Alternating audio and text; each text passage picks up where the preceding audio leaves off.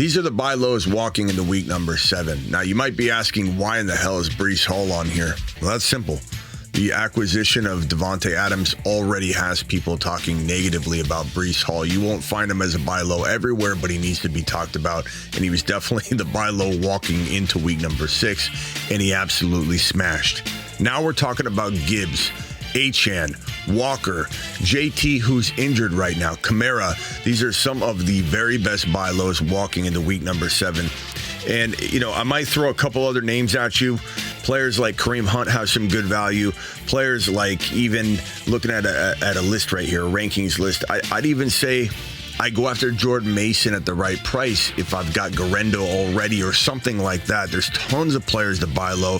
Bijan's a buy low, a buy medium rare, or a sell high.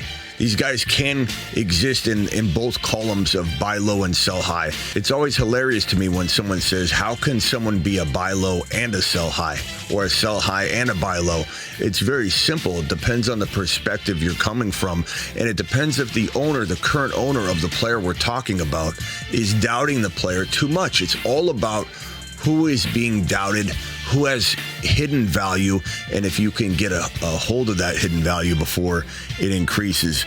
That's literally right now, those are the buy lows. I mean, Barkley a little bit. You could go after Barkley right now because he had a bad game last week. He's had a couple bad games this year that might have his owner thinking, I don't know.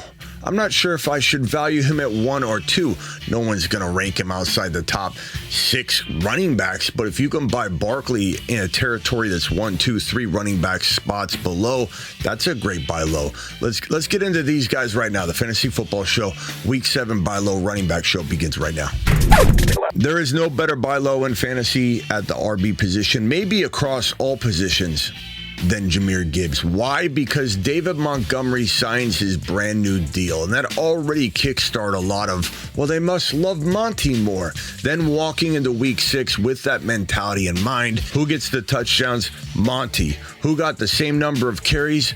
This man. They got the same amount of work. It just so happens sometimes the cookie crumbles a certain way, and sometimes Gibbs is going to get a bunch of touchdowns. Sometimes Monty won't get anything. If Monty has 40 yards rushing and no touchdowns next week, guess who's going to be given up on?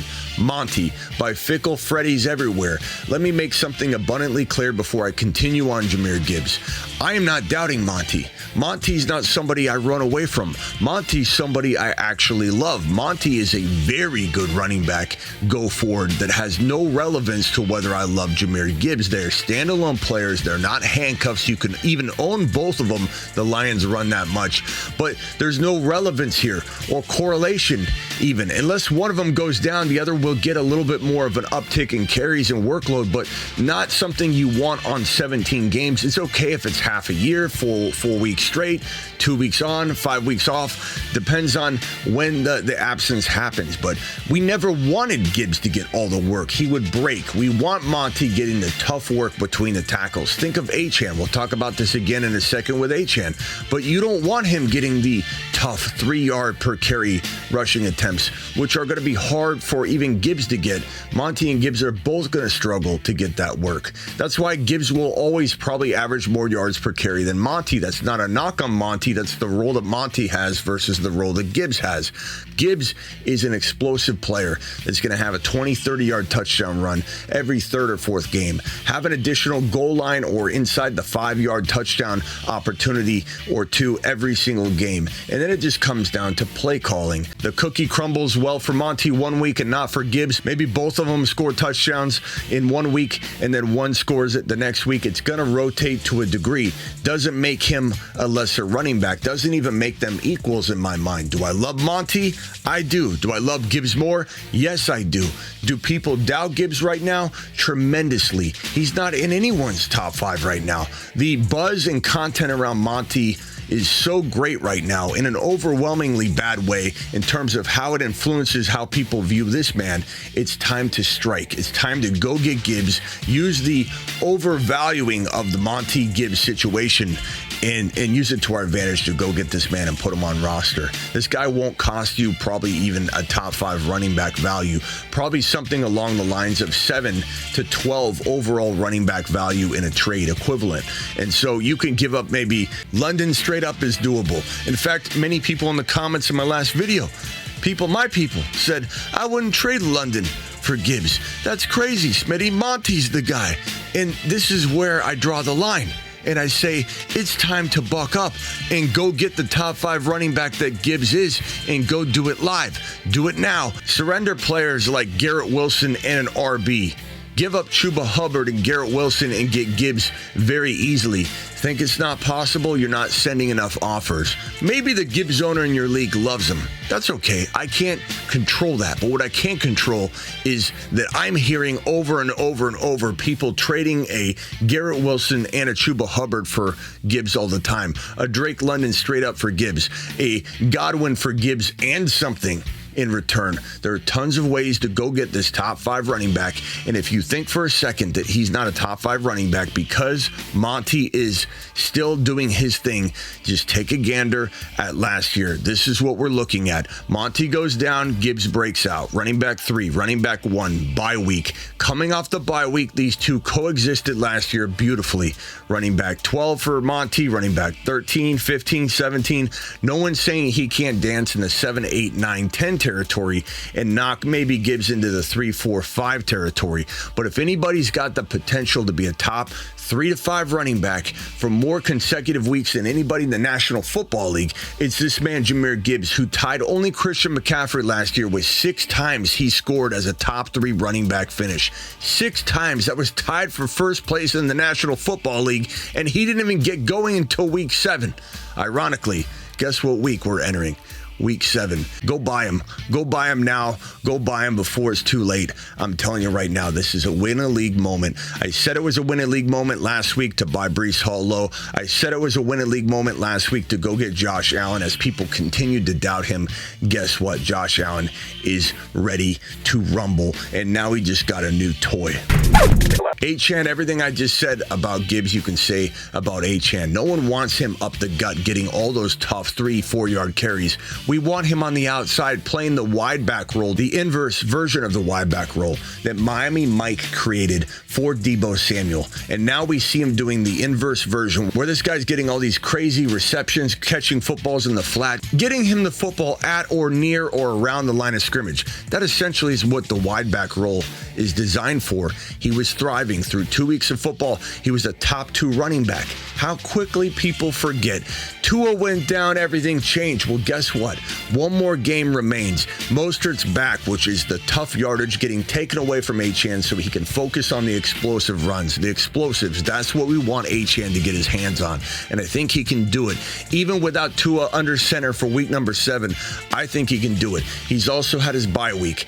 Gibbs has also had his bye week. These are 2 advantageous players to have at running back because of the bye week being out of the way. That's a huge thing for somebody that needs an extra win. And Achane is going to explode, I think, in week number 7, as long as he hits the field.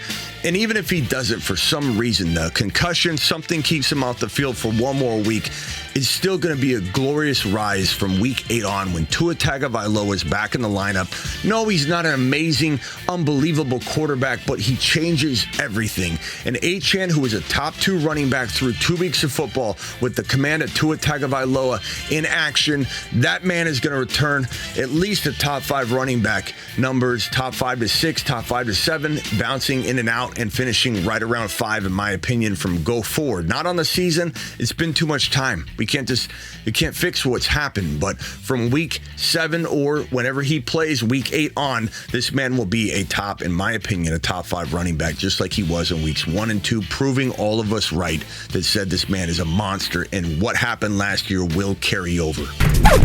Walker, they're giving him the volume. The team wants to feed him. The touches look like they're going to be there going forward. His talent will have him rise above.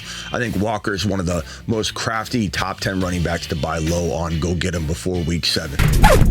Jonathan Taylor, injured still. We still don't even know what his availability is and how hurt he is, but he's a great buy low because if you own Taylor, you're likely looking at a 2 or a 1, or maybe if you're lucky, a 3-win record. And in those situations, people will get rid of players way cheaper than they should. And don't assume that they feel the way you feel about Taylor if healthy. Assume that they're only freaking out right now, and you got to take a shot. Stop saying this won't happen in my league. Try. How many people do you think DM me a day and say, Smitty, I can't believe he accepted it. I did what you said. I sent 10 offers, not 1 or 2. I finally did what you said. I offered in waves. I offered in droves. They finally accepted one of my offers. I can't believe it. Thank you. How many times do you think I hear that? Every day. Tons of times. Be one of those people. Don't be a worried William or a presumptuous Peter. Go get it done. Alvin Kamara had a bad week last week. He's been banged up. Again, is his owner winning? Maybe, maybe not. If they're not, they're vulnerable. If they're winning, they might hang on to him. He might be tougher to pry away from an owner that has a 4 or 5 win record. But keep an eye on Kamara. See if you can poke around and get him on a low because he's banged up right now. Love Alvin Kamara. Again, love Kareem Hunt to a degree as a buy low. Clyde Edwards-Helaire comes back this week, but he's still somebody to look at. I do like Kareem Hunt a little bit. James Cook and Ray Davis together, I like a lot. I like Ray Davis standalone. I like James Cook standalone. If I could get James Cook or Jordan Mason on the cheap, like very cheap, I would go after them. But I'm also selling both of them if I own them because I'm scared of that situation unraveling. So again, depends on your vantage point on those two guys. And a lot of other players share that similar kind of approach, in my opinion. That is the buy low running backs for week number 7. Don't forget, I'm live Monday through Friday at 8 p.m. Eastern every single Monday through Friday. I'm also additionally live whenever big news breaks. And don't forget to check out my Patreon, which is at patreon.com/thefantasyfootballshow. Link in the live chat. Link in the description of the video. And just know that this is basically for $10 a month, cancel anytime, a live chat room, where the live chat on the YouTube lives gets extended 24/7. That community, the same people are in this live chat room constantly. YouTube live chat just extended over. It's a phenomenal place to get advice. It's 365, 24/7. And all these little chat rooms are kind of in one. And they all go dead during games because we're all inside the game day lounge during afternoon games, morning games, Sunday night game, Monday night game, Thursday night game. And we're all in there together helping each other. And I go live, kind of like Twitter Spaces. I go live on this platform on Patreon. It's like Twitter Spaces, this audio. I go live all the time.